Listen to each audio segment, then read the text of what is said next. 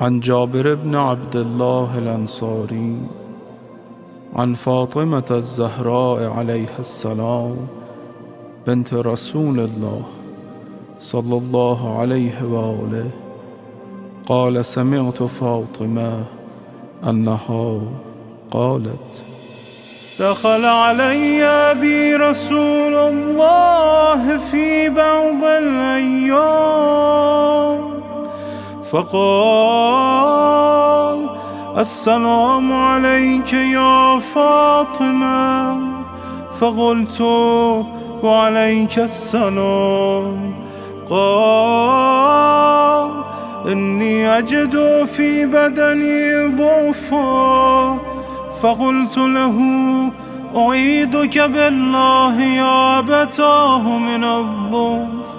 فقال: يا فاطمة، ائتيني بالكساء اليماني فغطيني به. فأتيته بالكساء اليماني فغطيته به وصرت أنظر إليه وإذا وجهه يتلألأ كأنه البدر في ليلة تمامه وكماله. فما كانت إلا ساعة وإذا بولدي الحسن قد أقبل وقال: السلام عليك يا أمه.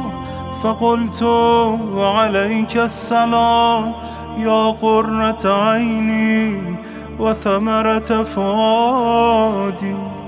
فقال: يا أمه، إني أشم عندك راحة طيبة كأنها رائحة جدي رسول الله. فقلت: نعم، إن جدك تحت الكساء. فأقبل الحسن نحو الكساء وقال: السلام عليك يا جدا يا رسول الله، أتأذن لي أن أدخل معك تحت الكساء؟ فقال: وعليك السلام يا ولدي ويا صاحب حوضي، قد أذنت لك. فدخل معه تحت الكساء. فما كانت إلا ساعة وإذا بولدي الحسين قد أقبل وقال: السلام عليك يا أمه.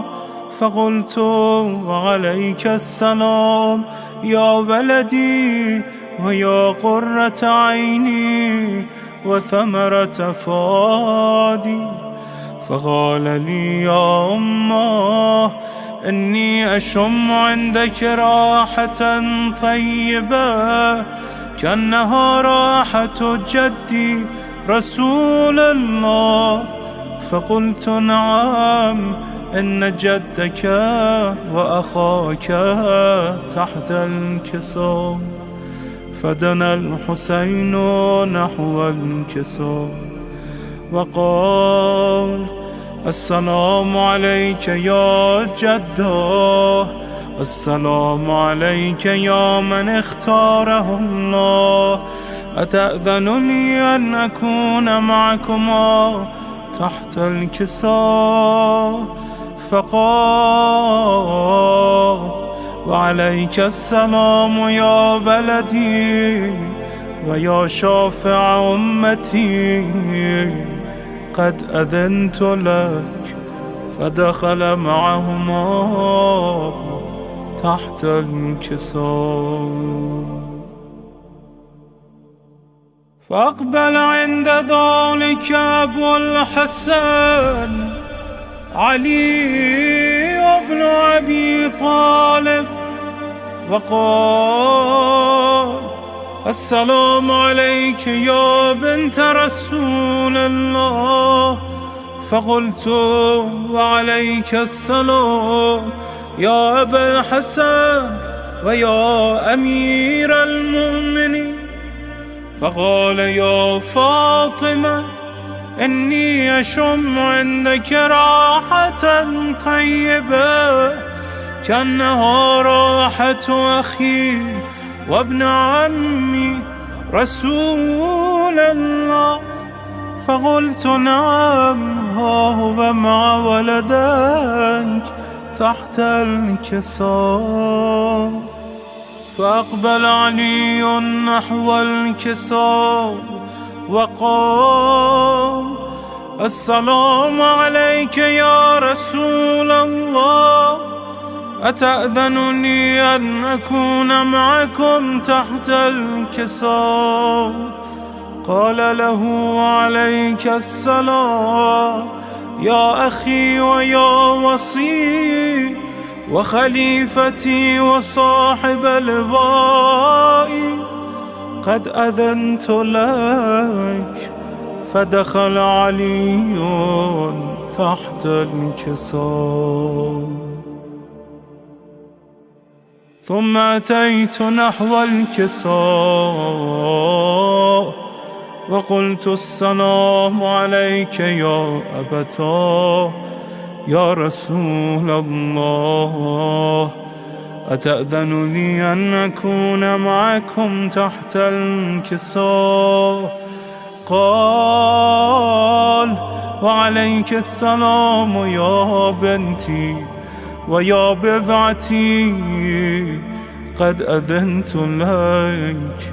فدخلت تحت الكساء. فلما اكتملنا جميعا تحت الكساء أخذ بي رسول الله بطرفي الكساء وأومى بيده اليمنى إلى السماء وقال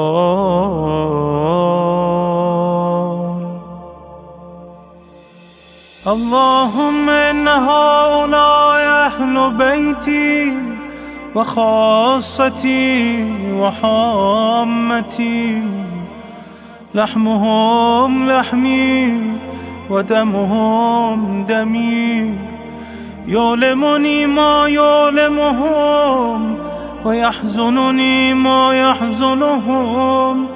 أنا حرب لمن حاربهم وسلم لمن سالمهم وعدو لمن عاداهم ومحب لمن أحبهم.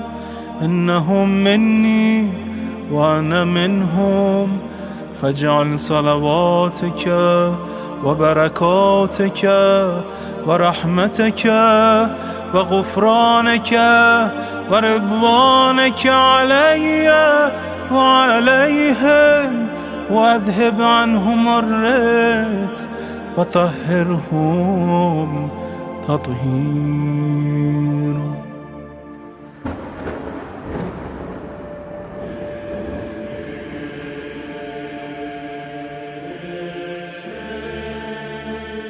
فقال الله عز وجل يا ملائكتي ويا سكان سماواتي، إني ما خلقت سماء مبنية ولا أرضا مدحية ولا قمرا منيرا ولا شمسا مضيئا ولا فلكا يدور ولا بحرا يجري ولا فلكا يسري إلا في محبته هؤلاء الخمسة الذين هم تحت الكساء. فقال الأمين جبرائيل يا رب ومن تحت الكساء؟ فقال عز وجل هم أهل بيت النبوة ومعدن الرسالة هم فاطمة وأبوها وبعلها وبنوها.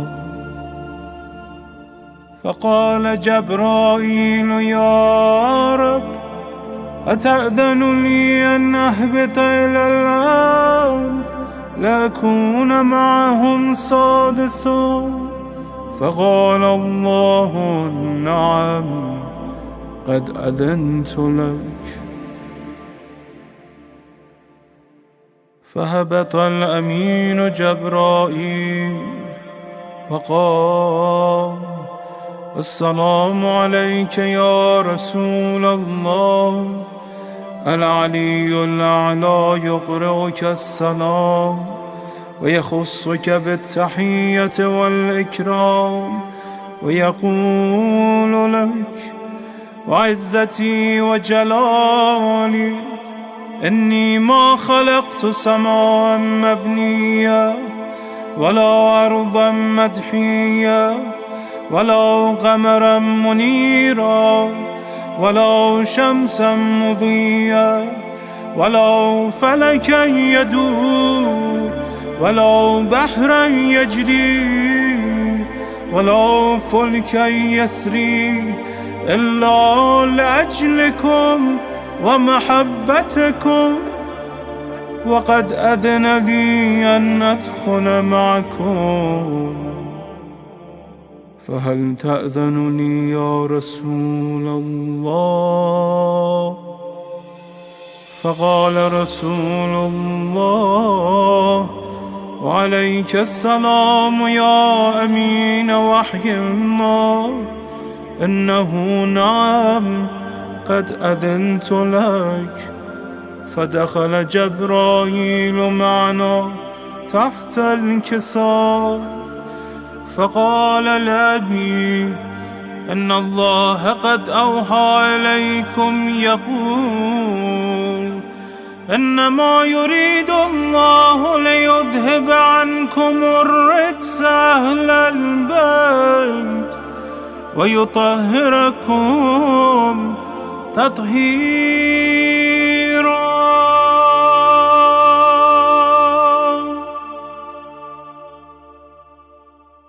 فقال علي لأبي: يا رسول الله، أخبرني ما لجلوسنا هذا تحت الكساء من الفضل عند الله.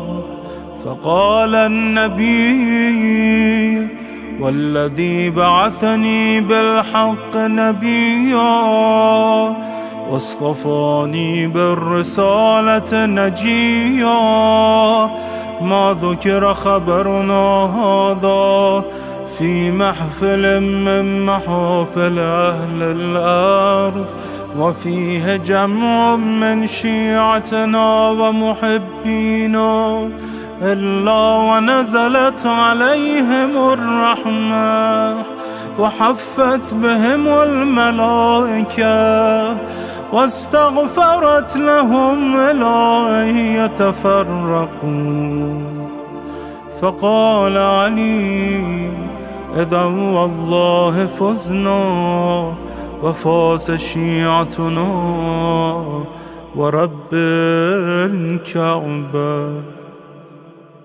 فقال أبي: رسول الله يا علي، والذي بعثني بالحق نبيا واصطفاني بالرسالة نجيا، ما ذكر خبرنا هذا في محفل من محافل أهل الأرض وفيه جمع من شيعتنا ومحبينا وفيهم مهموم الله وفرج الله همه، ولا مغموم الله وكشف الله غمه، ولا طالب حاجة الله وقضى الله حاجته.